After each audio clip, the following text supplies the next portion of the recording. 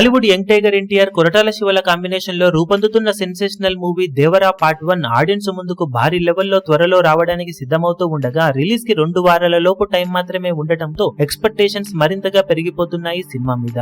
Already advance booking overseas లో మొదలయ్యి వారం రోజులకు పైగా అవ్వగా ఎక్సలెంట్ బుకింగ్స్ తో దుమ్ము దులిపేస్తూ ఉన్న ఈ సినిమా తెలుగు సినిమాల పరంగానే కాకుండా ఇండియన్ సినిమా హిస్టరీలో కూడా అల్టిమేట్ బుకింగ్స్ ట్రెండ్ ను అమెరికాలో చూపెడుతూ కొత్త రికార్డులను సైతం నమోదు చేస్తూ ఉంది.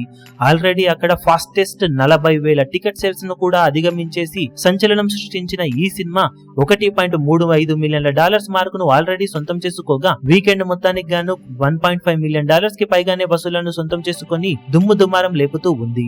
ఇండియన్ కరెన్సీలో ఆల్మోస్ట్ 13.5 కోట్లకు పైగా గ్రాస్ బుకింగ్స్ ను ఇప్పటికే సొంతం చేసుకుని ఫాస్టెస్ట్ 13.5 కోట్ల గ్రాస్ బుకింగ్స్ ను అమెరికాలో సొంతం చేసుకున్న ఇండియన్ మూవీగా ఎపిక్ రికార్డును నమోదు చేసింది.